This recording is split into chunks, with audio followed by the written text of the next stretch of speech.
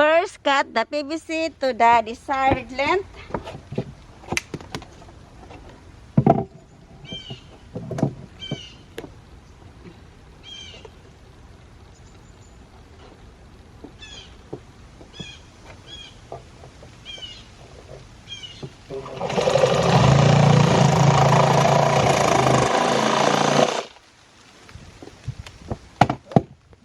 There you go.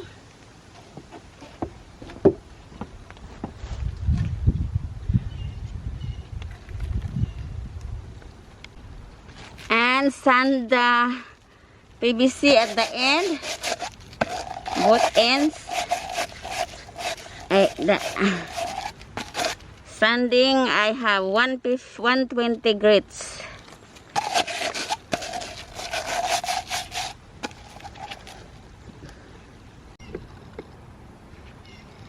Then after you cut, you have to sand it down.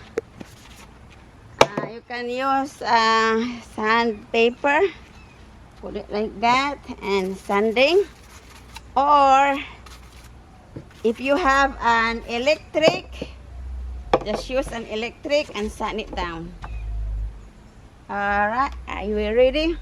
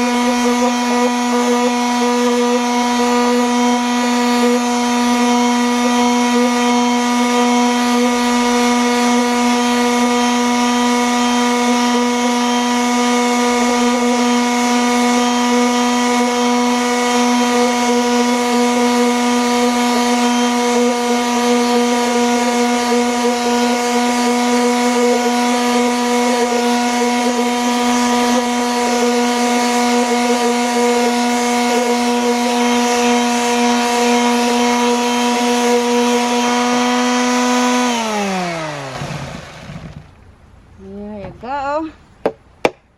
We're done. We're sanding the PVC line.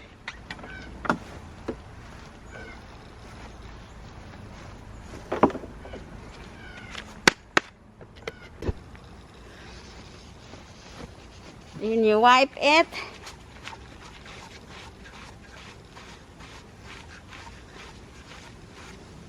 And then you can use a cover so that the paint will not go on the board.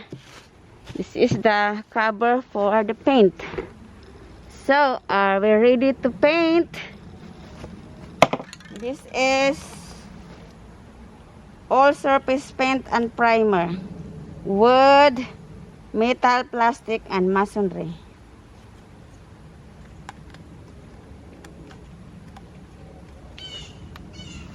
Right. And to shake before use.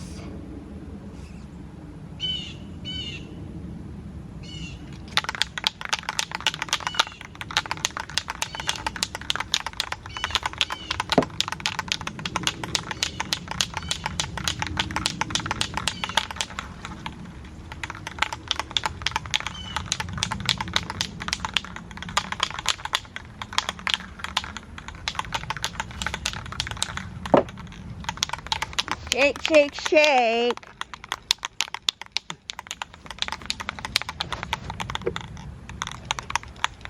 Okay.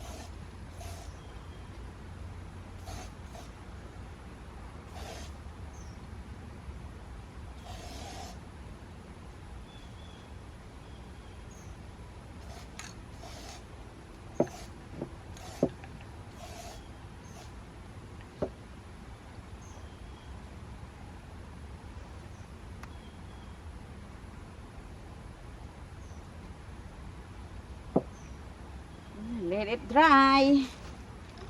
And we cover this. We lock this back. There are still a lot in it for the future use. We put it back.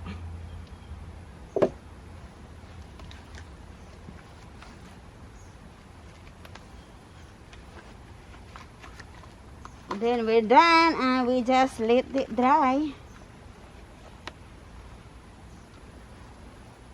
See.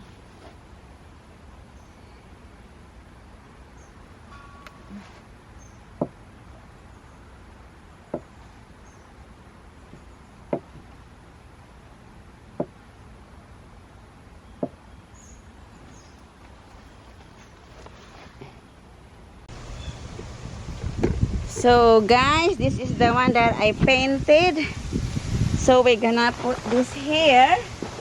So I use this PVC joint compound to seal it.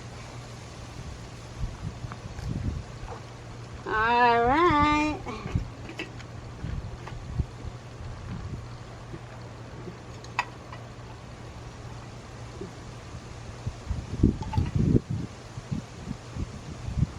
This is the end. Over here.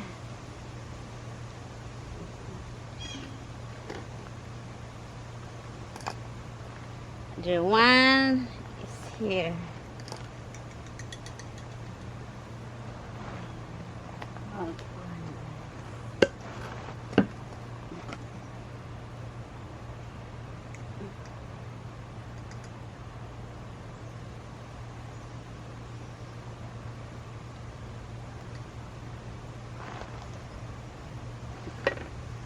And we'll put this here. Water turn to evenly distribute the glue.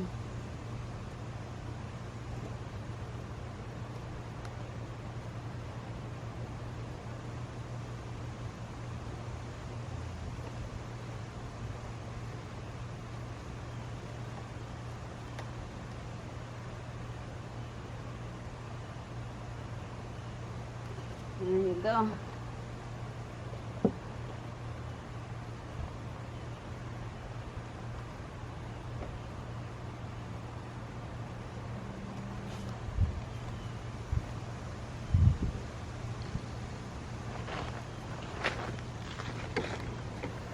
Here you go. It's already there.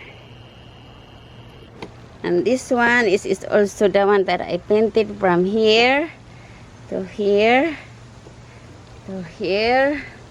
I painted with black down to the fish pond.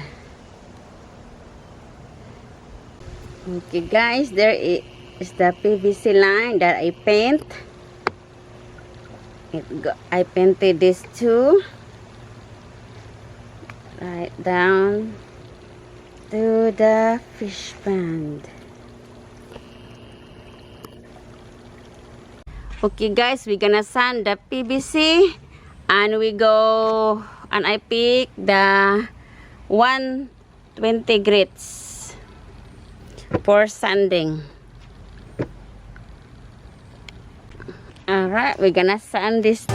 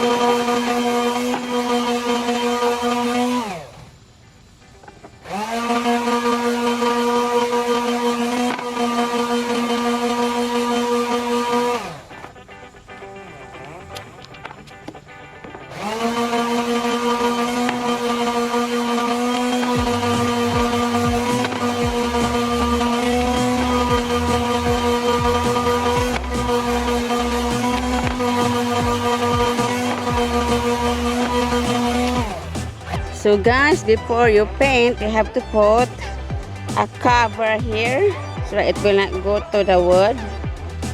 So the paint will just stay here in this area. And a rag, a paint, and a gloves. So this rag is used to wipe the PVC line.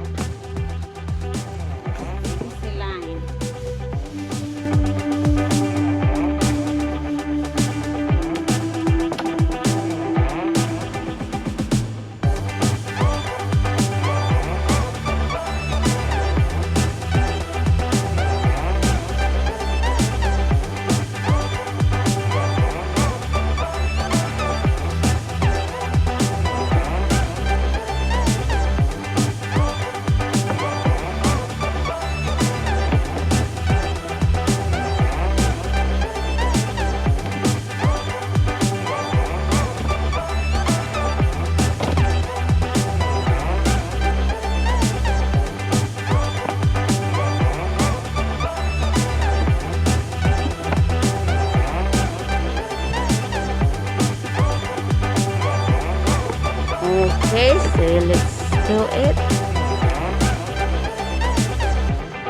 First, you have to shake this glue. All surface paint plus primer is a black color for wood, metal, plastic, and masonry.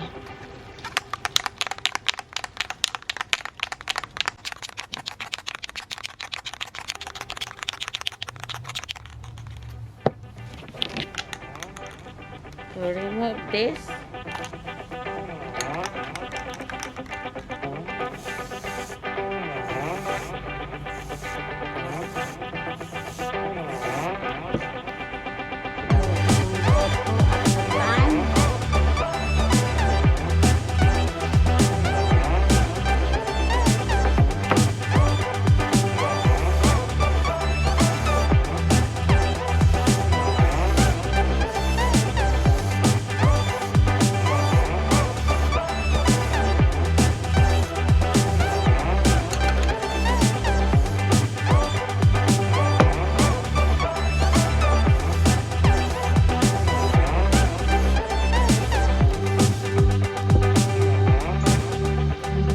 guys. I have to blacken that some more.